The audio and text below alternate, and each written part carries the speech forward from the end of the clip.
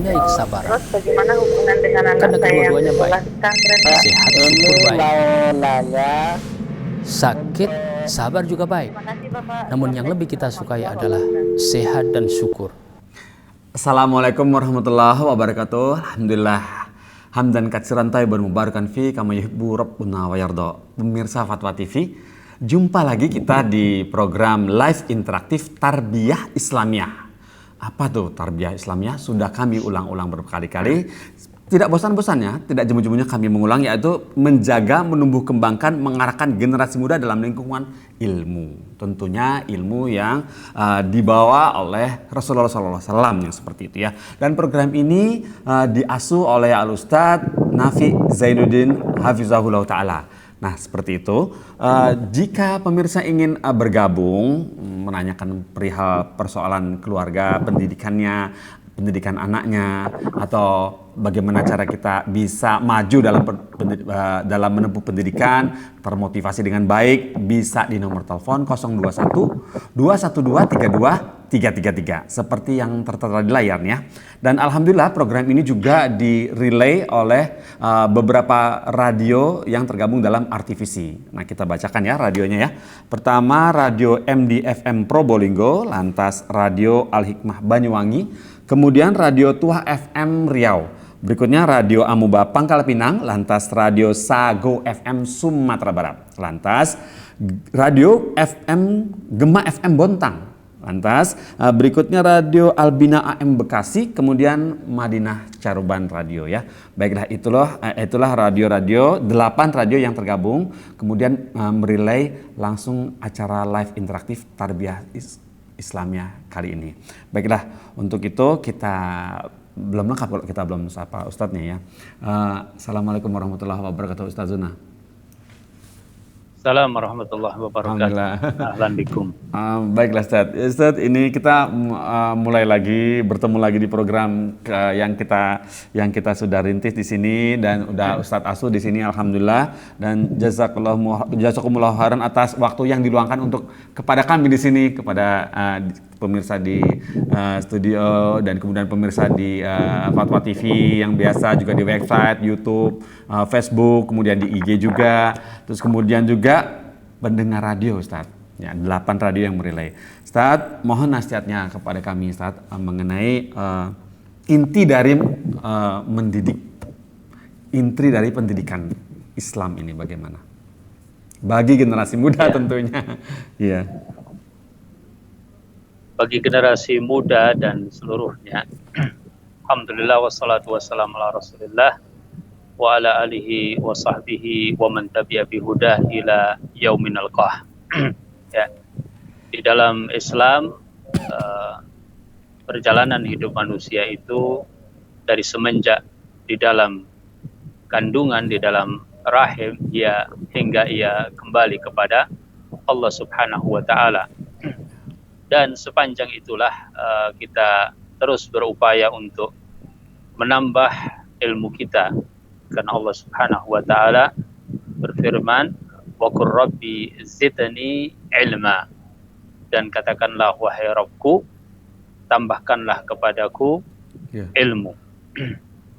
Ya, makanya Imam Ahmad rahimahullahu ta'ala ketika ditanya kapan harus istirahat dari perjalanan untuk menggapai hidayah, kata beliau rahimahullahu ta'ala, ketika kaki kita menginjakkan pertama kali di jannahnya kelak insyaallah ta'ala. Amin. Insyaallah. Baiklah. Masya Allah, jazakumullah khairan Ustaz. Barakallahu fiikum Ustaz. Masya Allah, alhamdulillah nasihatnya.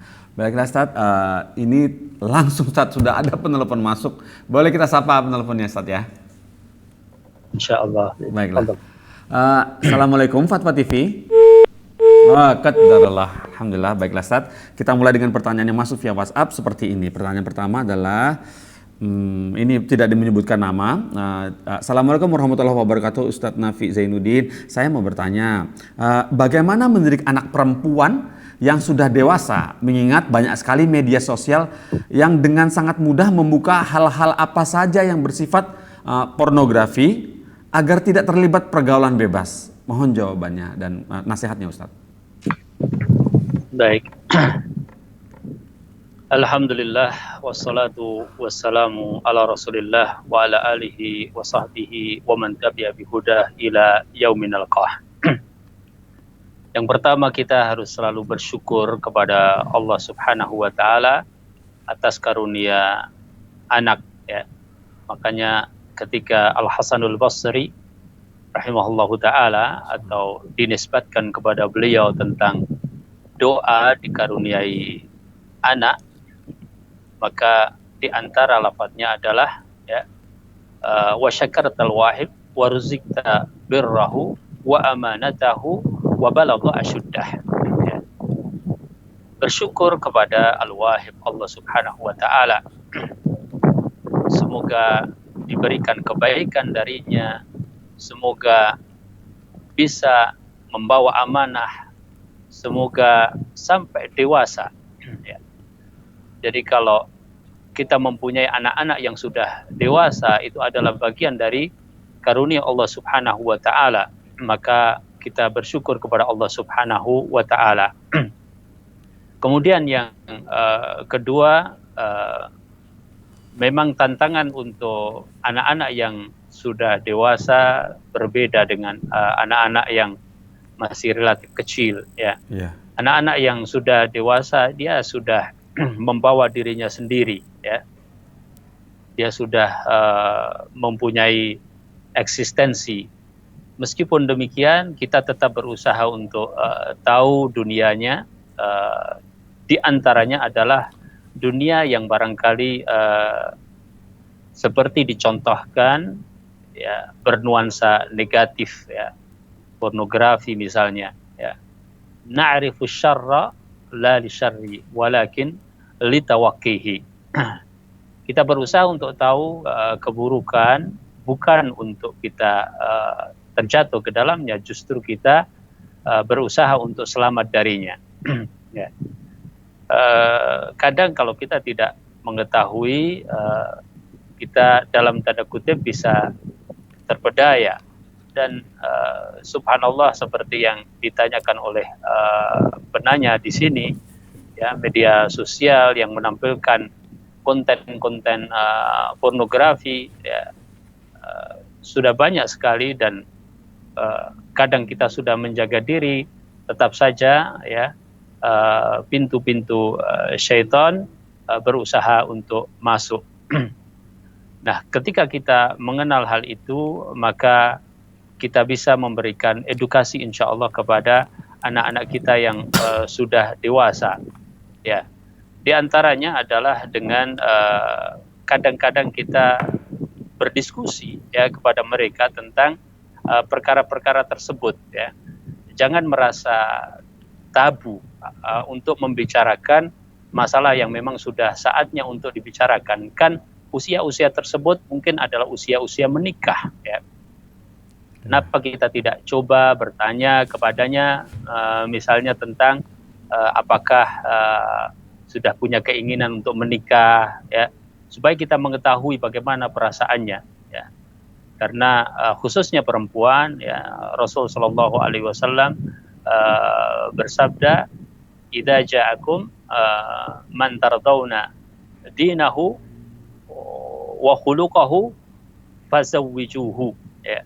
Apabila datang kepada kalian seorang yang engkau pandang, ya, baik agamanya, baik akhlaknya, maka nikahkanlah dengannya.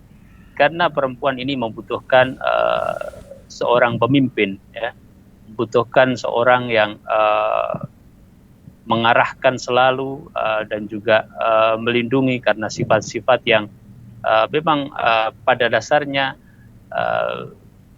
terkadang mudah untuk terbawa kepada perkara-perkara yang seharusnya dia terjaga darinya.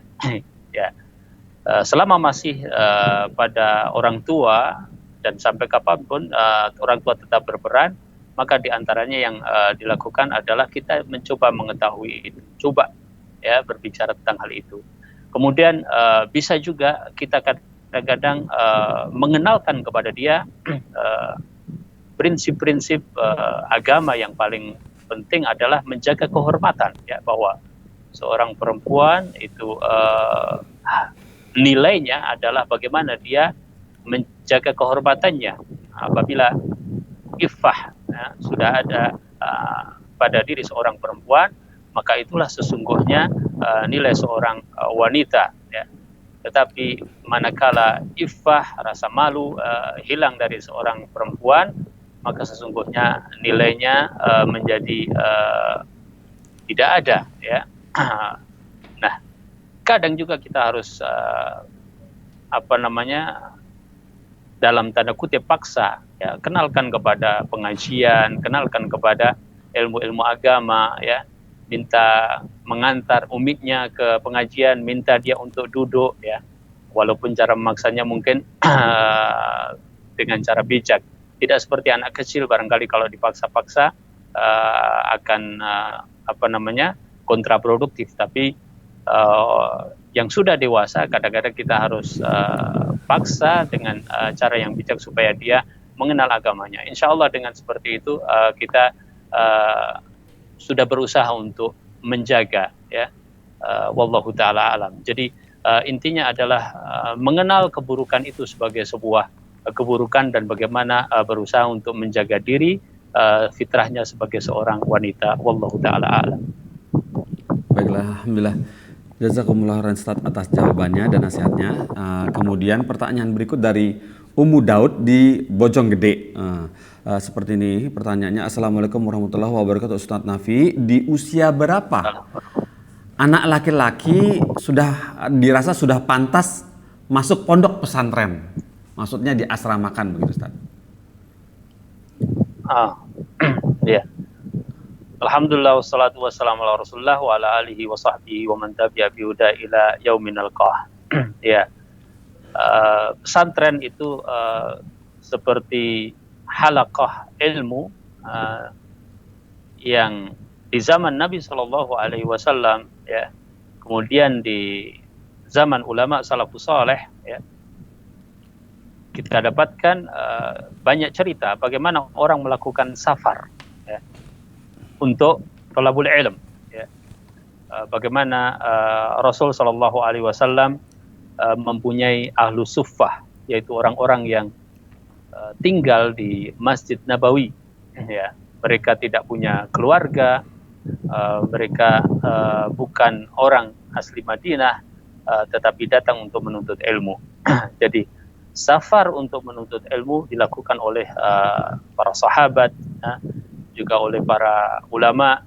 Kita mengenal perjalanan para imam, Imam Syafi'i misalnya, rahimahullah ta'ala, ya, setelah 13 tahun, ya, menghafal Muwatta, kemudian baru berusaha untuk menemui Imam Malik.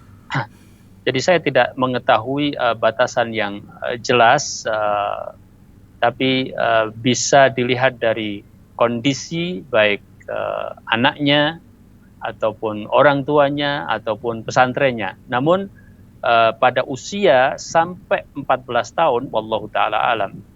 Jadi ada seorang ulama yang membagi fase-fase pendidikan itu, yang pertama adalah 0 sampai 3 tahun, kemudian 4 tahun sampai 10 tahun, kemudian 10 tahun sampai 14 tahun, 15 tahun sampai 18 tahun, dan usia pranikah, ya. Nah, pada usia sampai 14 tahun, materi-materi yang harus dimiliki oleh anak sesungguhnya banyak kaitannya dengan orang tua, terutama adalah berkaitan dengan adab di rumah, ya, berkaitan dengan adab terhadap tamu, berkaitan dengan keseharian amal ibadah, ya. Itu banyak berkaitan dengan kedua orang tua. Nah, kalau kita melihat dari sisi itu, maka setelah usia 14 tahun, ya, berarti dia insya Allah siap untuk melakukan safar menuntut ilmu. Tapi di sebagian lingkungan kita, kita dapatkan bahwa anak-anak selepas SD misalnya sudah melakukan safar untuk masuk ke pesantren dan baik-baik saja, ya.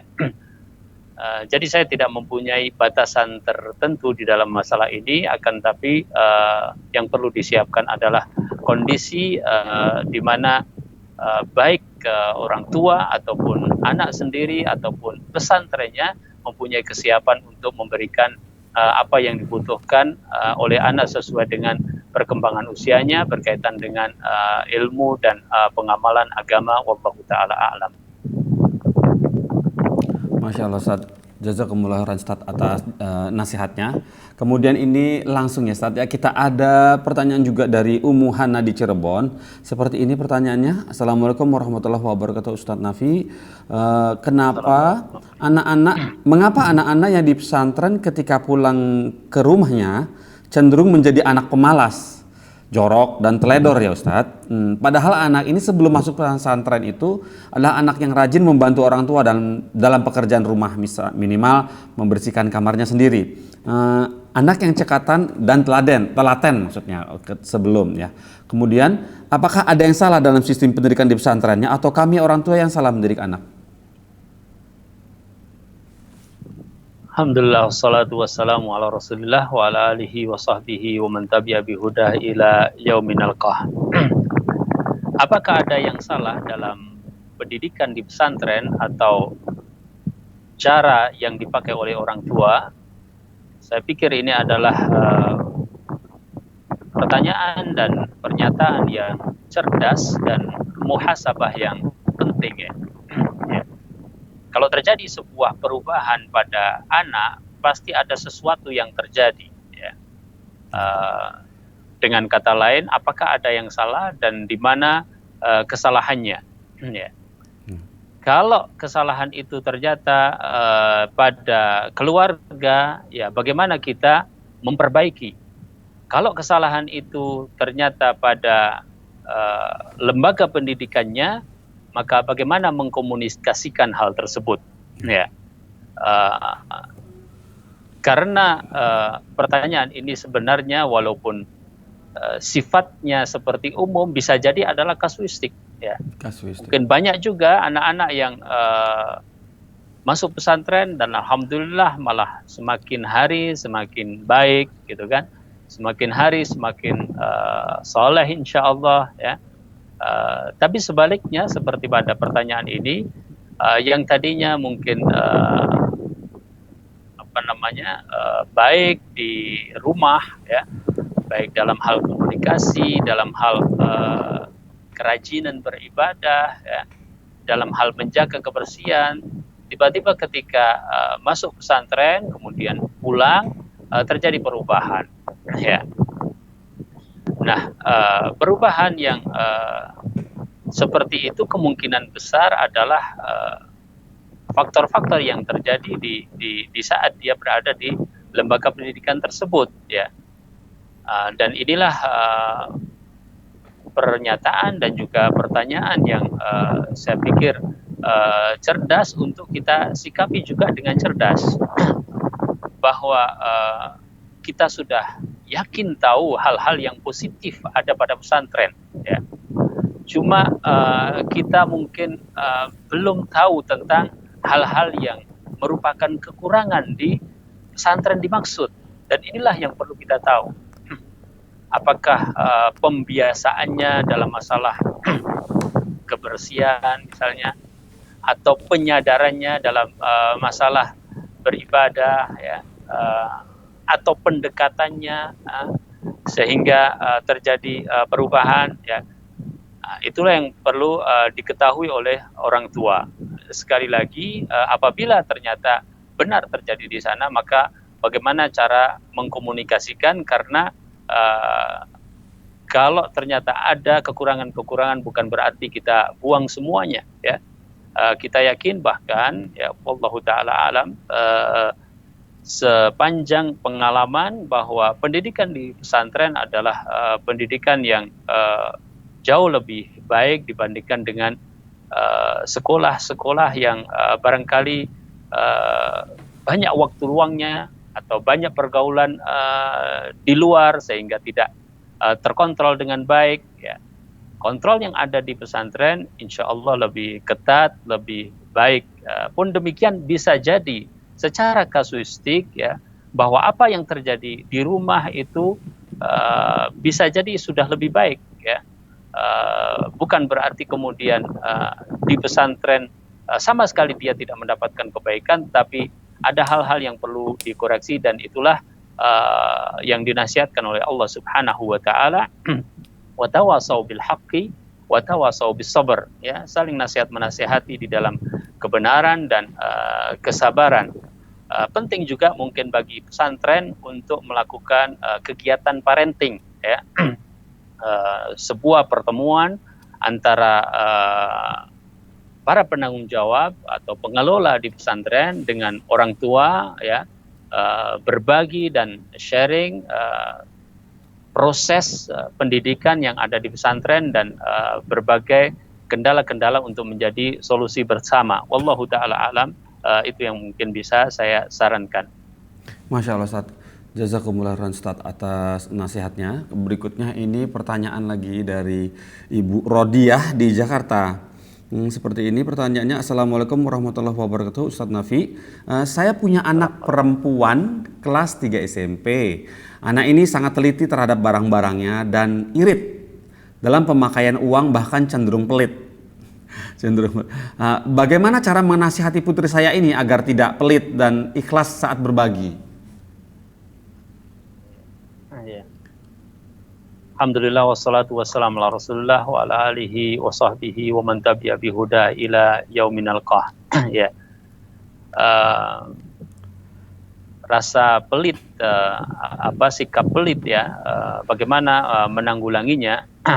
Memang pembiasaan ini wallahu taala alam kita mulai semenjak kecil ya. Dan pendidikan ini bahkan terus dilakukan karena masalah berbagi, masalah sedekah ya, tidak kecil tidak besar ya. Ya. Rasulullah Shallallahu Alaihi Wasallam menunjukkan kepada kita bagaimana ya, terjadi proses pendidikan untuk sedekah itu di berbagai tingkatan. Misalnya kita mengetahui tentang kisah seorang wanita yang mendatangi Aisyah radhiyallahu taala anha ya, minta makanan, kemudian tidak ada pada Aisyah radhiyallahu taala anha kecuali hanya sebiji kurma yang kemudian dikasihkan, kemudian dibagi dua oleh ibunya kepada anak-anaknya ya. Yang seperti ini kadang-kadang penting untuk kita biasakan semenjak kecil ya. Bahwa apa yang kita miliki itu bukan berarti hanya untuk kita saja ya, akan tapi kita berusaha untuk berbagi dengan yang lainnya. Pun demikian kadang-kadang anak membutuhkan proses ya. Tapi ini sudah anak SMP ya. Iya. Kalau anak kecil dia belum tahu, kadang-kadang kita ajarkan untuk berbagi anak misalnya. Dia misalnya enggak, ini punyaku, oh belum mau berbagi, ya enggak apa-apa, besok lagi kita berbagi kepada mereka. Misalnya makanan kita bagi dua, atau ketika jajan tidak harus jajan itu misalnya semua diberikan satu-satu. Kadang-kadang kita perlu memberi satu buah untuk sengaja kita bagi di antara mereka ya. Pembiasaan seperti ini dilakukan semenjak kecil insya Allah ya. Kemudian di antara nasihat para ulama di dalam masalah ini adalah mendekatkan mereka dengan kisah yang membangkitkan motivasi tentang buruknya akibat dari orang yang bakhil misalnya ya. Misalnya kita mendapatkan cerita banyak di dalam Al-Quran ataupun Sunnah Nabi Shallallahu Alaihi Wasallam ya, bahwa cerita itu adalah nyata bahwa orang yang bersedekah mendapatkan jalan keluar ya, sedangkan orang yang bakhil maka Allah Subhanahu Wa Taala tidak ridha terhadapnya, bahkan Allah Subhanahu Wa Taala mengazab ya, orang yang sangat bakhil dan seterusnya. Kadang itu juga bisa untuk membangkitkan motivasi. Pada anak usia SMP seperti itu ya nampaknya cerita-cerita sudah bisa masuk ke dalam dirinya ya, bahwa di dunia nyata ternyata juga ada yang seperti itu ya. Bahkan ada kenyataan-kenyataan yang dia bisa lihat, bisa saksikan bahwasanya seseorang tidak bisa hidup sendiri ya. Kemudian yang berikutnya ajari untuk kita meyakini bahwasanya apa yang kita punya itu sesungguhnya adalah pemberian dari Allah Subhanahu wa taala ya. Apalagi dia mungkin anak seusia SMP belum bekerja ya. Hakikatnya dia diberikan oleh bapaknya, diberikan oleh ibunya ya. Dan itu adalah sebab di mana Allah Subhanahu wa taala memberikan rezeki kepadanya melalui sebab kedua orang tuanya. Ini juga harus dipahamkan kepada anak seperti itu ya. Pembiasaan dengan ucapan alhamdulillah, kita bersyukur nak kita dapat seperti ini ya. Alhamdulillah kita masih lebih baik dari orang lain ya, bahwa al-yadul a'la khairun min al-yadis sufla, tangan yang di atas lebih baik daripada tangan yang di bawah. Sering disebutkan yang seperti itu, insya Allah merupakan bagian dari melunakkan ya hati supaya dia tidak bakhil ya, supaya dia tidak pelit ya. Adapun ketelitian terhadap barangnya ya adalah sesuatu yang positif ya, sesuatu yang positif ya. Dia merasa mempunyai sesuatu, dia harus jaga, insya Allah adalah sesuatu yang positif. Tapi ketika tadi dikaitkan mungkin ketika ada yang kehilangan misalnya, dia mencoba mencari karena itu milik dirinya ya, masih hal-hal yang positif saja, wallahu taala alam. Masya Allah, jazakumullah Ustaz atas nasihatnya. Baiklah, ini masih ada pertanyaan lagi dari tidak menyebutkan nama di sini. Bismillah. Assalamualaikum warahmatullahi wabarakatuh, Ustaz Nafi. Ustaz, saya memiliki 4 putra dan 1 putri. Saya memutuskan semua anak putra bersekolah di pesantren di manhaj sunnah. Lantas, dan anak putri saya putuskan sekolah di rumah saja atau homeschooling. Putri saya ini kami biasakan di rumah saja, tidak bermain di luar dan tidak kami beri teman, kecuali sepupu perempuannya yang berjumpa pun itu saat acara silaturahim keluarga besar saja. Niat saya adalah untuk menjaga putri saya ini dari pergaulan dan pengaruh buruk luar sejak dini.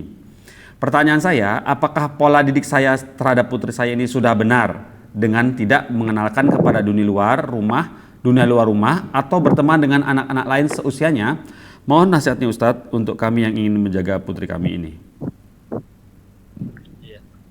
Barakallahu fikum. Alhamdulillah wassalatu wassalamu ala Rasulillah wa ala alihi wa sahbihi wa man tabi'a bi huda ila yauminal qah. Ya. Yang pertama bahwa membatasi pergaulan ya, itu tidak sama dengan mengarahkan pergaulan ya.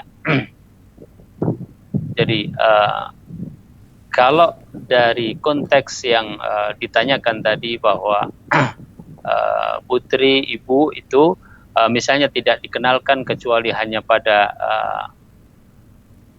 lingkungan yang sangat terbatas, dalam hal ini bahkan sepupunya, kalau dalam pertemuan-pertemuan besar saja ya belum tentu semuanya adalah positif, wallahu taala alam ya. Sebab kenyataannya di luar memang berbeda ya. Kita berusaha untuk membatasi anak pada lingkungan yang sempit, sementara masih bisa untuk kita luaskan ya, maka kurang hikmah, wallahu taala alam. Sebagai contoh bahwasanya para ulama ya memberikan fatwa bahwasanya apabila para wanita berkumpul di satu madrasah ya, madrasah, kemudian mereka belajar ilmu agama di situ, ya, aman dari fitnah dan sebagainya, maka itu adalah bagian dari sesuatu yang dianjurkan di dalam thalabul ilm. Ya. Sebagaimana sahabiyah datang kepada Rasulullah Shallallahu Alaihi Wasallam dan minta waktu khusus, ya, minta waktu khusus agar Rasul Shallallahu Alaihi Wasallam mengajari mereka, ya.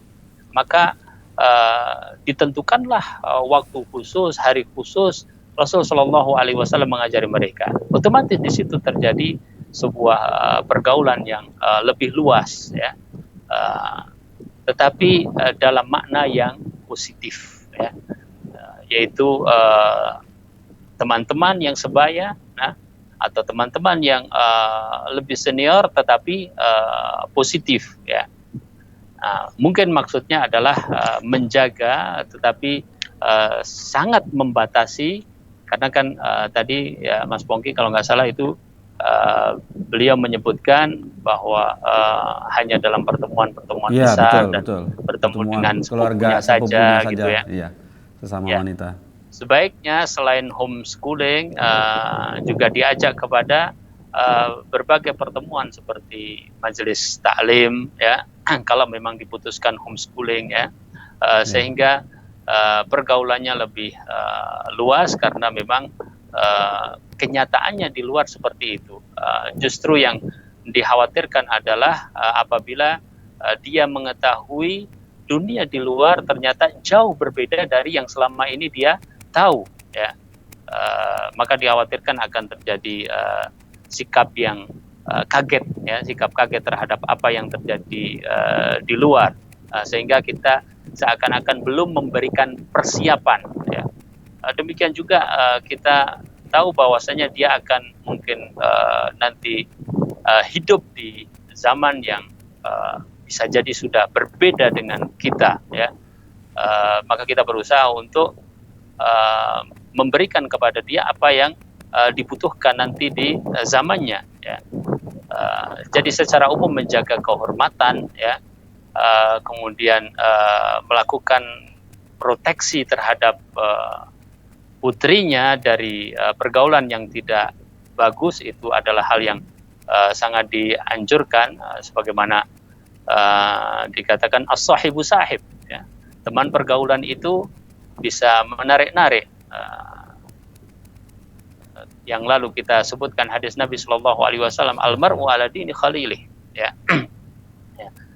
Tetapi hanya pada batas-batas yang terlalu sempit mungkin juga akan menyebabkan dia nanti kurang di dalam masalah pergaulan, sementara pergaulan itu sesungguhnya baik selama dalam makna-makna yang positif, sebagaimana Rasulullah Shallallahu Alaihi Wasallam bersabda, alladzi yukhalitun nas wa yasbiru ala adahum khairun minal ladzina la yukhalitun nas wa la yasbiruna ala adahum.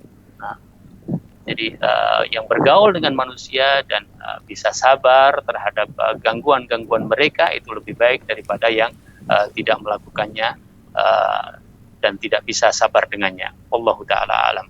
Masya Allah, Ustaz. Alhamdulillah. Baiklah, Ustaz, ini kemudian masih ada pertanyaan lagi. Di sini tidak menyebutkan namanya. Assalamualaikum warahmatullahi wabarakatuh, Ustadz Nafi. Assalamualaikum warahmatullahi wabarakatuh. Saya punya anak mantu yang masih kuliah agama. Setiap kali kami menasihati urusan rumah tangga, anak mantu saya ini malah membalikkan situasi seolah-olah saya dan suami yang bersalah dengan menceramahi saya dan suami. Situasi ini membuat saya dan suami menjadi enggan untuk bertemu atau sekedar berbincang-bincang. Beri kami nasihat ya Ustadz, apa yang harus kami lakukan terhadap anak mantu kami ini? Barakallahu fikum. Iya. Iya. Yang pertama adalah masalah as-silah atau menyambung, ya kan? Rasul Shallallahu Alaihi Wasallam menyebutkan bahwa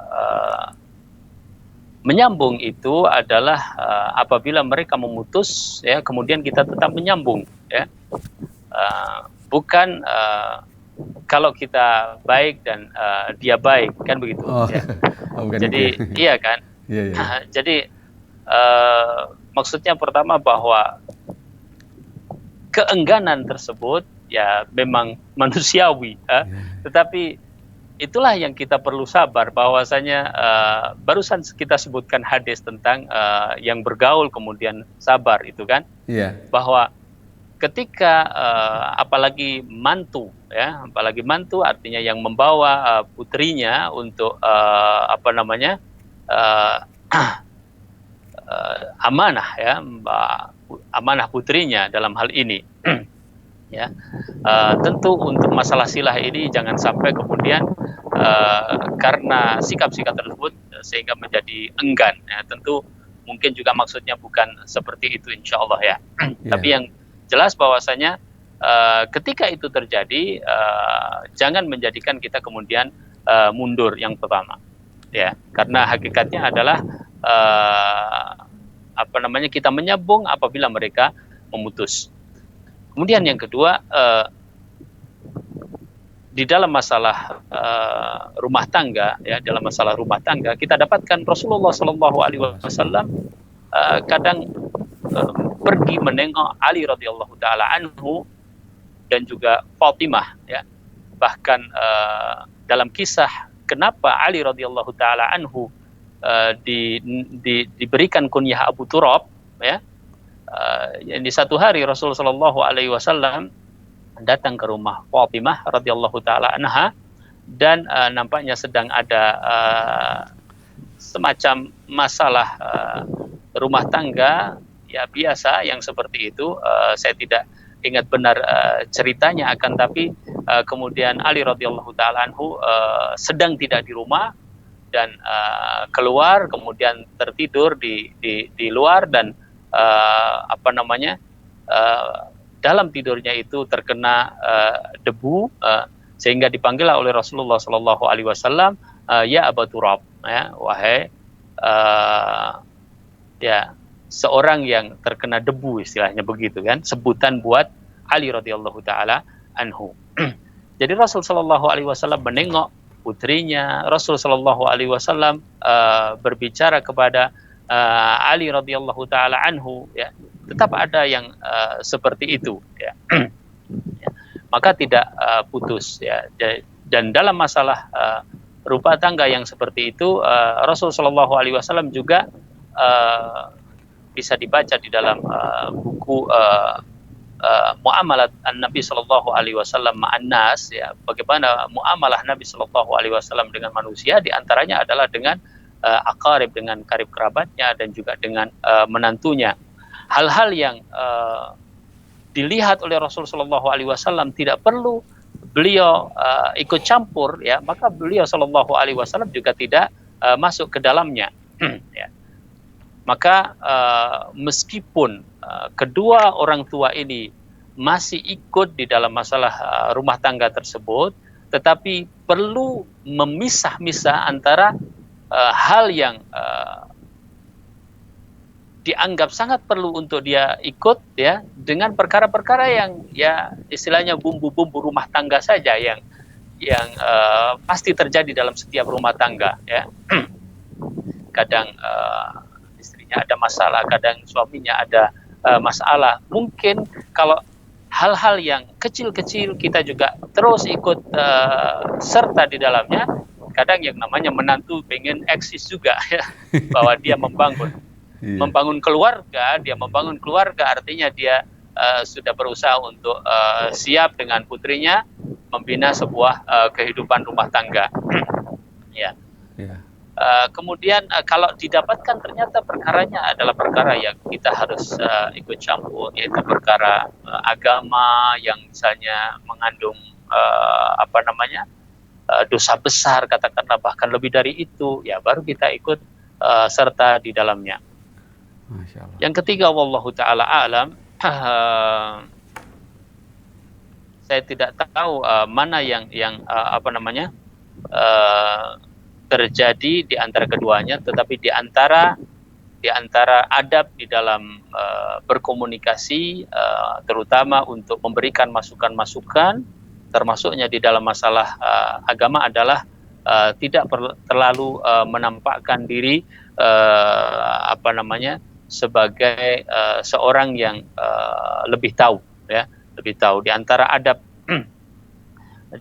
adab yang dilakukan di kalangan para sahabat adalah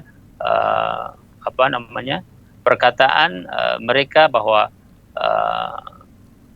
saya lebih tua dalam masalah usia, tetapi engkau lebih matang di dalam masalah ilmu. Ana akbaru minka sinnan walakinnaka akbaru minni ilman, ya. Saya mungkin usianya lebih tua, tetapi ilmumu, walaupun engkau lebih muda, ilmumu lebih tinggi, ya. Kadang-kadang orang tidak terbuka ketika arah pembicaraannya itu seperti dalam tanda kutip menggurui, walaupun dalam kasus ini wallahu taala alam, ya, kemudian sebaliknya menantu yang sepertinya kemudian menggurui, ya. Iya, menceramahi begitu. Artinya menantu barangkali mempunyai background agama, ya, mempunyai background pendidikan karena tidak disebutkan di situ, ya. Maka bisa jadi itu menjadi salah satu faktor, wallahu taala alam. Ya, kalau kita tidak bisa langsung, kita bisa menggapai dengan tangan orang lain. Tetapi intinya, kalau ternyata adalah masalah-masalah penting, sebagaimana Allah Subhanahu wa taala sebutkan dalam surat An-Nisa, apabila ada masalah dalam keluarga, maka kan ada hakim dari keluarga laki-laki dan ada hakim dari keluarga perempuan, artinya kita tetap campur tangan di dalam masalah itu, wallahu taala alam. Masya Allah Ustaz, seperti itu ya tips pemecahannya ya Ustaz ya. Baiklah Ustaz, alhamdulillah. Baiklah, ini berikut dari Zulaika, 20 tahun usianya. Assalamualaikum warahmatullahi wabarakatuh Ustaz Nafi. Assalamualaikum warahmatullahi wabarakatuh. Ana sudah menikah dan memiliki putra usia 10 bulan. Pendidikan Islami 10 dasar, iya 10 bulan. Pendidikan Islami dasar apa saja yang bisa Ana ajarkan ke bayi usia 10 bulan ya Ustadz? Seperti itu. Ya. Alhamdulillah wassalatu wassalamu ala Rasulillah wa ala alihi wa sahbihi wa man tabi'a bihuda ila yauminal qah. Tentu kita baca buku-buku yang berkaitan dengan ini, tetapi secara global, ya, bahwa ini termasuk fase yang pertama, ya, fase anak kecil, yaitu usia antara 0 tahun sampai 3 tahun. Usia 10 bulan berarti hampir 1 tahun, ya. Iya. Ya, hampir 1 tahun. Misalnya pada fase ini adalah fase di mana anak-anak sedang menirukan, ya, kalau kata-kata itu, ya. Sedang berlatih berjalan, sedang ingin tertawa bersama kita, ya. Maka saya mulai dari usia yang sebelumnya, bahwa usia yang sebelumnya sebagaimana Rasul Shallallahu Alaihi Wasallam mendoakan Hasan, mendoakan Husain radhiyallahu taala anhuma, sebagaimana juga istri dari Imran mendoakan kelahiran Maryam, ya. Maka pada fase ini kita banyak berdoa agar anak-anak dilindungi dari syaitan. Termasuk di dalamnya adalah dalam waktu-waktu tertentu, ya. Contoh misalnya dalam waktu maghrib, ya, Rasul Shallallahu Alaihi Wasallam menyebutkan kufu sibyanakum, ya, tahanlah anak-anak, ya, sampai hatta tadhaba fahmatul isya, misalnya. Jadi anak-anak jangan kita keluarkan di waktu maghrib sampai nanti datang waktu isya. Itu termasuk pembiasaan juga kepada anak-anak usia itu, ya. Kadang-kadang anak sudah mulai berjalan, dia mau kemana aja mau jalan, ya. Orang tuanya mengikuti saja anak-anak berjalan. Di waktu-waktu tertentu dia harus dalam rumah, maka dia harus di dalam rumah. Karena di usia ini adalah usia di mana dia mendengar, di mana dia juga melihat, di mana dia ingin menirukan. Tentu yang sebaiknya terdengar dari kita adalah kata-kata yang baik, kata-kata yang baik. Sebagaimana di awal tahun itu diajarkan kalimatut tauhid melalui azan, ya, demikian juga di usia-usia ini, ya, baik kalau dia itu mendengar dari kita alhamdulillah, ya, mendengar dari kita misalnya subhanallah, ya, mendengar dari kita istighfar, mendengarkan Al-Quran, ya. Demikian juga pada usia ini dia sedang kita suapi makan, ya kan? Sedang kita suapi makan, maka ketika makan kita juga mengucapkan bismillah, ya. Nah, artinya memulai makan itu kita mengucapkan bismillah. Jadi biarkan dia menerima dari seluruh yang baik-baik dari kita, ya, karena dia sedang seperti orang bilang dia sedang seperti gelas kosong, ya. Dia sedang banyak menerima dari apa yang ada di sekitarnya. Ya. Intinya wallahu taala alam dalam masalah fase anak usia 10 bulan, ya, 10 bulan 1 tahun itu adalah biarkan dia mendengar, ya, melihat apa yang baik-baik, ya. Nanti sudah tambah sedikit, ya, dia sudah bisa memegang, maka kita berusaha untuk memegangkan makanan itu di tangan kanannya, ya. Kalau kita baca buku yang ditulis oleh Ibnul Qayyim rahimahullahu taala dalam masalah ini, Tuhfatul Maudud bi Ahkami al-Maulud, ya, beliau juga menceritakan tentang pengalaman-pengalaman ini, ya. Ketika sudah mulai bisa memegang, maka pegangkanlah kepadanya hal-hal yang baik, ya.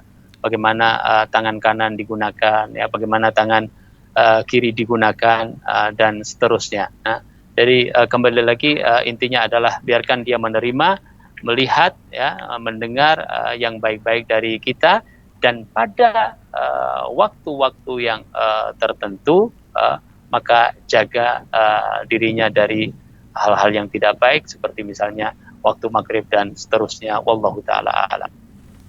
Alhamdulillah, ya seperti itu ya Ustadz, ya. Di tahap awal berarti ya 10 bulan termasuk, ya. Seperti Ustadz bilang apa? Kertas kosong, botol kosong Ustadz. Seperti itu Ustadz, ya. Ya, menyerap di sekitarnya. Gelas kosong, ya. Gelas kosong, ya. Ya. Tergantung mau diisi apa Ustadz, ya.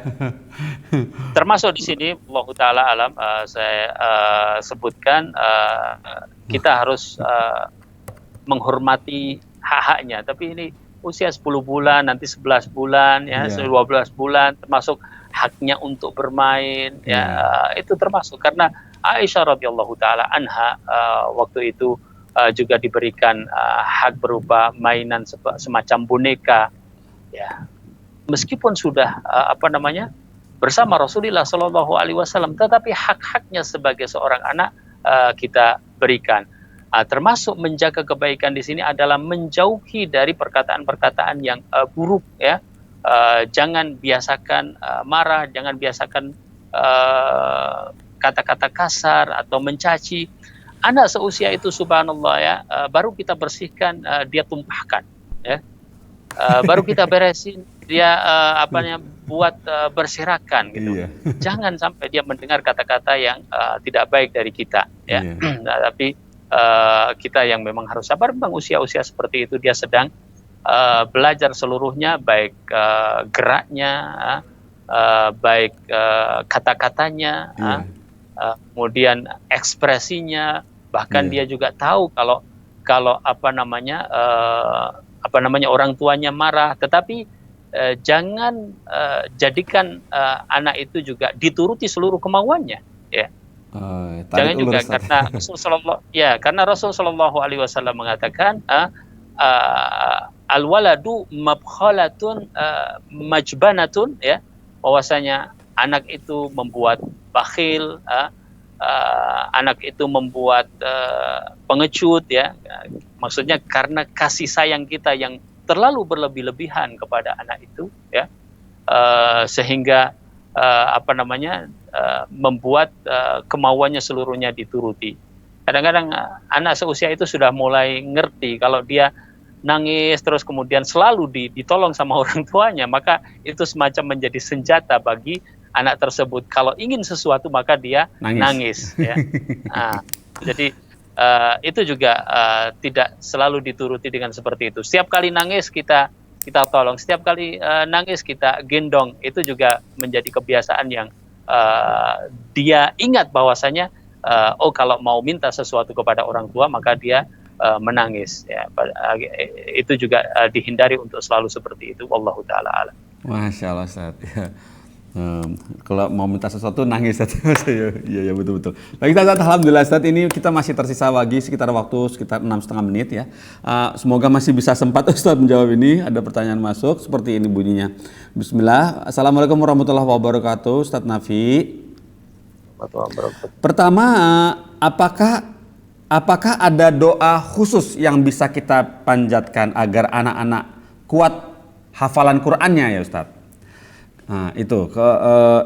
Dan kedua, benarkah pada saat anak-anak kita yang di pesantren sedang menghafal Quran akan terhambat atau kesulitan menghafalnya apabila orang tuanya di rumah sering bertengkar atau orang tuanya bermaksiat kepada Allah? Ya. Alhamdulillah wassalatu wassalamu ala Rasulillah wa ala alihi wa sahbihi wa man tabi'a bihuda ila yaumi nalqah, ya. Menghafal Al-Quran adalah sesuatu yang sangat dianjurkan. Al-mahiru bil Quran ma'asafaratil kiramil bararah. Ya.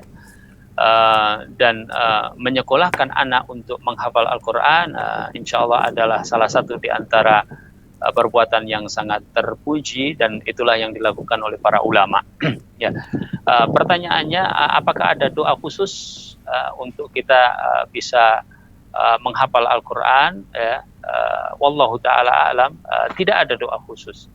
Bahkan Al-Lajnah Ad-Daimah pernah ditanya dalam masalah ini, ya, komite fatwa di kerajaan Saudi Arabia juga pernah ditanya dalam masalah ini, dan mereka memberikan jawaban tidak ada doa khusus di dalam masalah ini, ya. Tetapi bisa kita membiasakan untuk doa-doa yang memang diajarkan oleh Rasul Shallallahu Alaihi Wasallam dalam berbagai hal. Contoh misalnya di setiap sholat, ya, di setiap sholat di tasyahud al-akhir, ya, tasyahud al-akhir kita membiasakan untuk berdoa Allahumma a'inni ala dzikrika wa syukrika wa husni ibadatik, ya. Itu adalah doa yang umum, ya. Ya Allah, tolonglah aku untuk mengingatmu, kemudian mensyukurimu, dan baik di dalam beribadah kepadamu, ya. Atau di pagi hari misalnya kita berdoa Allahumma inni as'aluka ilman nafi'an, ya, wa rizqan thayyiban wa amalan mutaqabbala, ya. Kita tidak ragukan bahwasanya Al-Qur'an adalah zikir, ya. Al-Qur'an adalah ilmu yang bermanfaat, ya. Maka kita pinta di salat kita pinta di pagi hari kita. Nah, jadi para ulama menganjurkan dengan doa-doa yang umum seperti ini, ya, karena itu pengertiannya luas sekali, termasuk Al-Quran. Apalagi Al-Quran, karena seorang yang menghafalkan Al-Quran dan dia insya Allah tulus, ya, maka akan dimudahkan oleh Allah Subhanahu Wa Taala. Walaqad yassarnal Qur'ana lidzikri fahal mim muddakir, ya. Dan sungguh kami telah mudahkan Al-Quran, ya. Demikian juga Rasul Shallallahu Alaihi Wasallam, ya,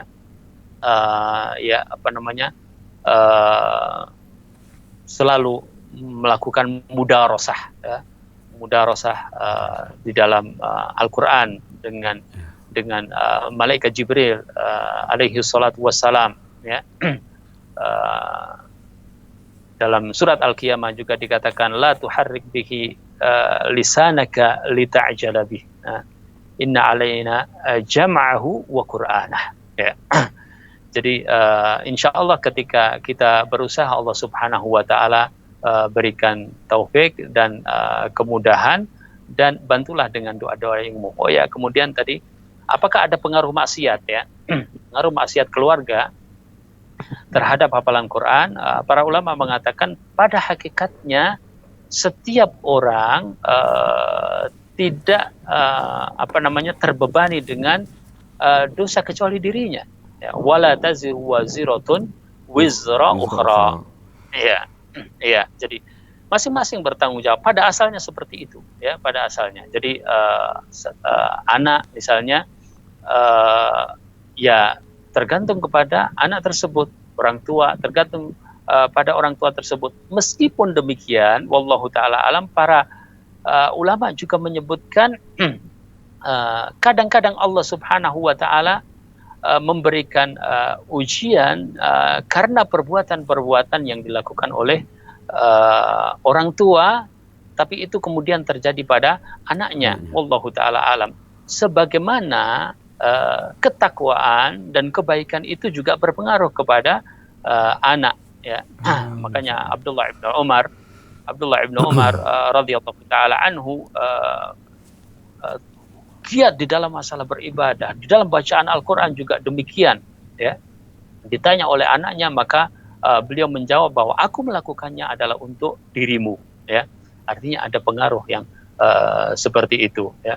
Demikian juga misalnya Allah Subhanahu wa taala bahkan sebutkan misalnya berbagai kisah, diantaranya kisah pemilik kebun, ya, pemilik kebun yang ada dalam surat Al-Qalam. Ya, mereka terkena musibah terhadap kebunnya, tidak bisa memanennya, tetapi kemudian mereka kembali. Ya.